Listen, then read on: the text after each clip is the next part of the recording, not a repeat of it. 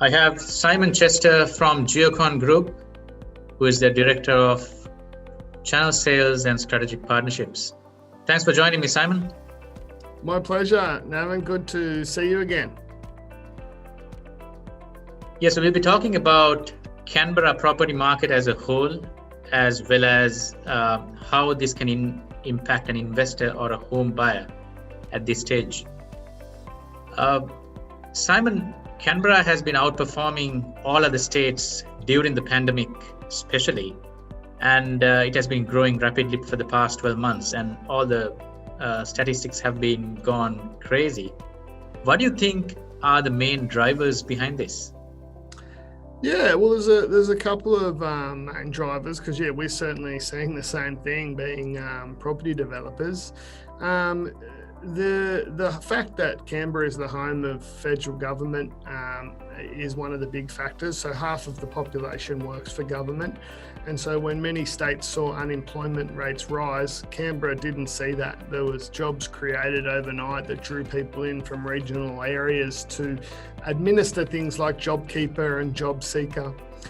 And then that leads into government jobs lead into high salaries. So the highest salaries in all of Australia are in Canberra.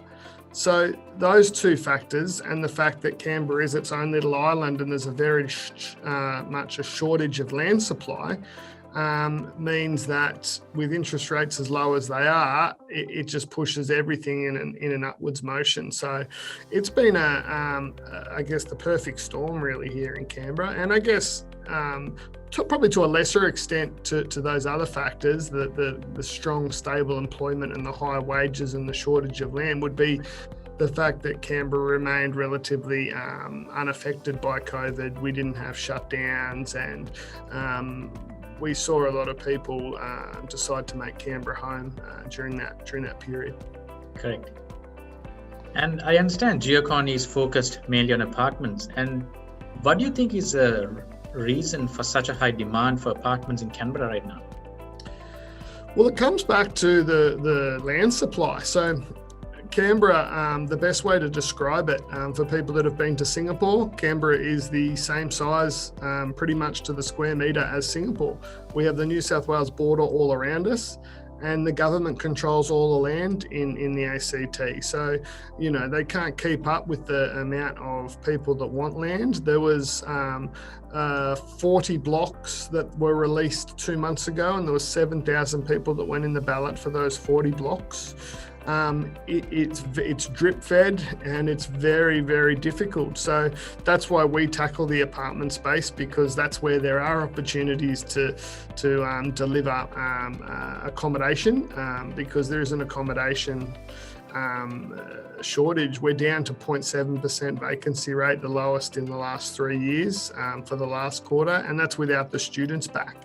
So, to really focus on the question, the high demand for apartments is because of the land shortage, but also the cost differential. There's no bigger cost differential between an established house or a house off the plan as there is an apartment. So I live in Belconnen, for example, and we've got apartments in Belconnen that are closer to the city. You can buy a 2-bed, 2-bath apartment in one of our developments for $399,000 off the plan, when my next door neighbour's house in Belconnen just sold for $2.2 million in the same suburb.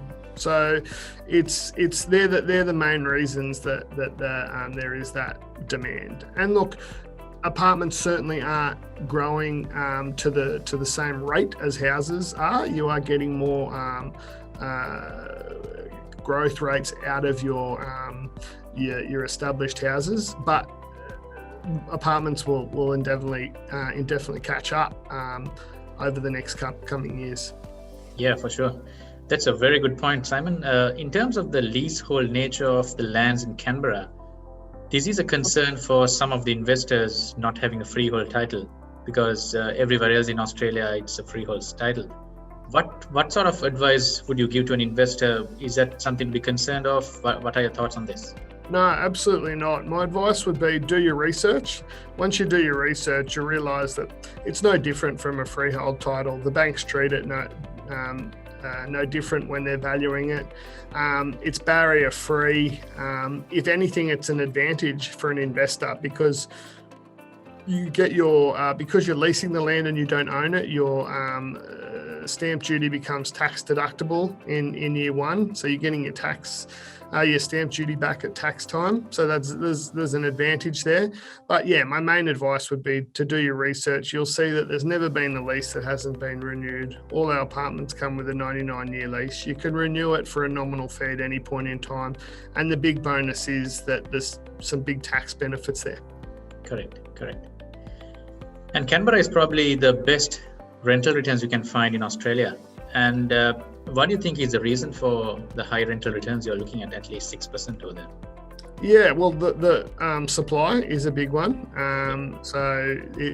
We were for a long time the highest rental market for houses in all of Australia. We've had that for about 5 years, and then in the last year we're now highest for apartments and houses.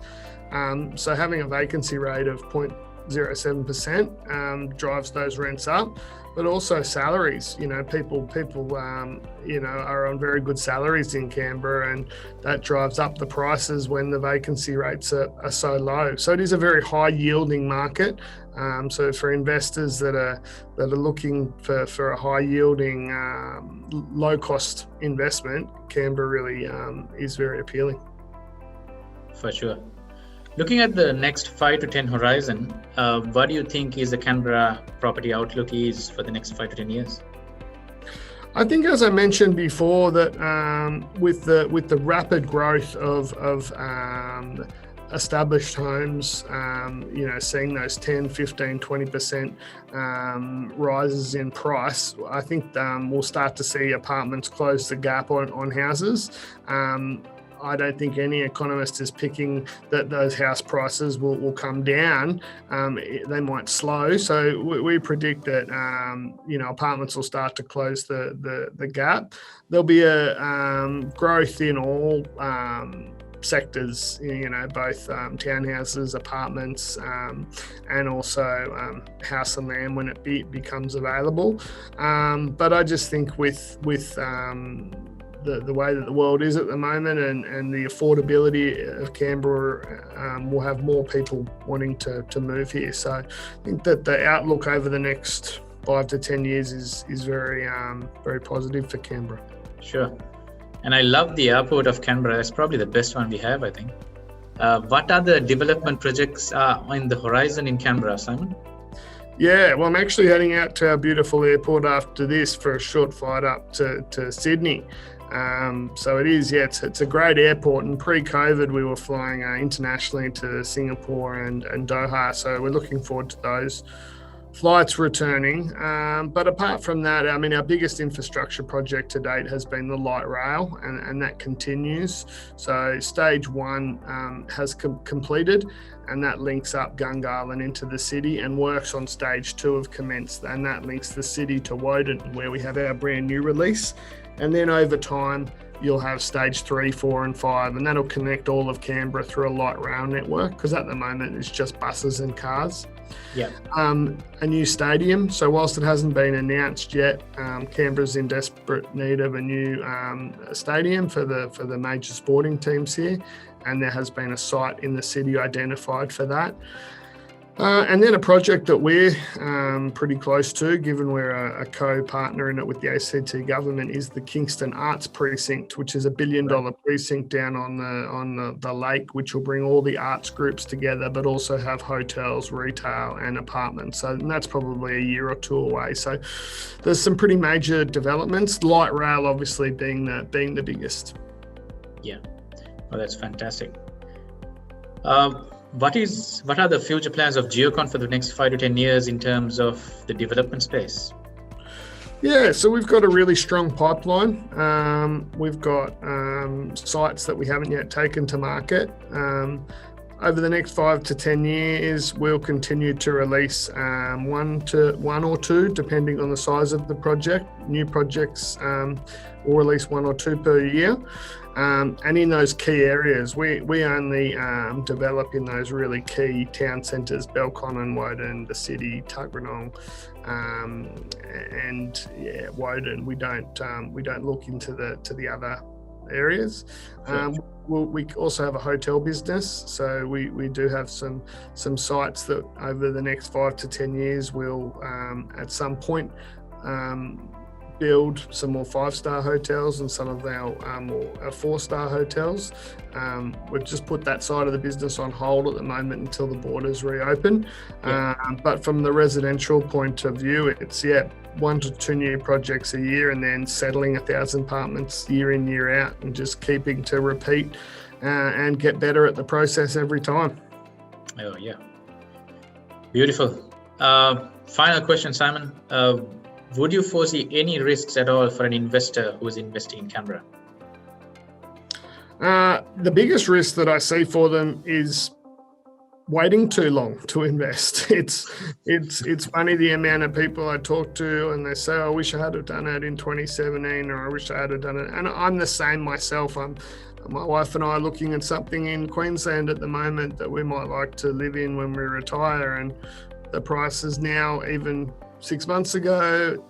So, everything with property, it's a long-term proposition. If you're buying it to make some quick money over a short period of time, then you're probably not buying it for the right reasons. History has shown that over time, it'll grow in price. You may get some dips, even though Canberra over the last 20 years hasn't had a dip where other markets have. It's getting in because the prices will continue to go up. Construction costs are going to be going up every year, 3 to 5%. So even if you just add that on, you're going to be doing well by buying property. So the only risk that I see is someone is considering to invest or buy, not even in our market, but in any market, is to get in and get in early and watch the property grow from there. 100% agree with that. Thank you so much, Simon. That was very valuable insights on the Canberra market.